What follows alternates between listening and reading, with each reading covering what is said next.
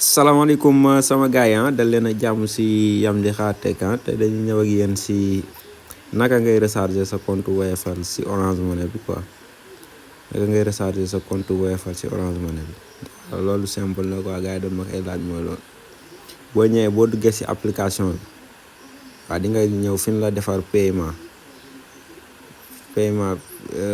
moo nekk nii xam nga fii la lay indi transfert da ngay ñëw laal paiement bi boo ñëwee si paiement nga wàcc di nga gis yi nga mën a fay yëpp di nga leen indil Woyofal Senelec yëpp te da ngay laal Woyofal boo laalee Woyofal dana la def numéro compteur sa numéro compteur Woyofal ngay def fii nag boo defee sa numéro compteur Woyofal nga ñëw def man sama numéro compteur a ngi nii léegi day ñëw directement nga def montant exemple xaaral def 9000 francs ma bàyyi ma def 10 000 francs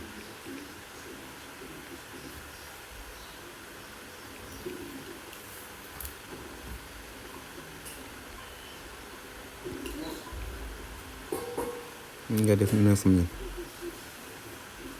léegi nga def sa code secret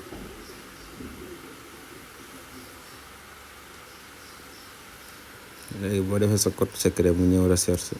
affaire baa ngi nii jaama 91,7 kilowatt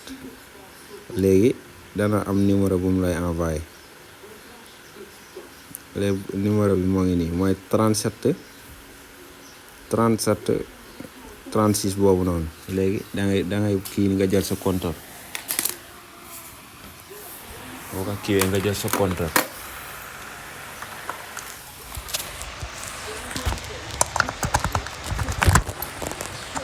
nga branché sa compteur nga def numéro bi 37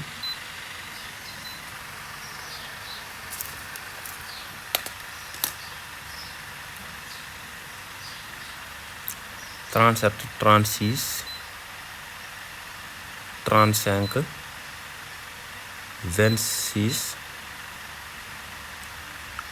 43 75 xaaral day recherche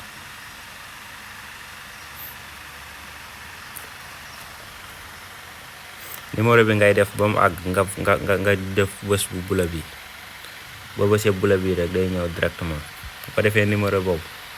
boo bësee bula bi rek mu ñëw directement jaa ngeen jëf sama gaay bu leen fàttee abonné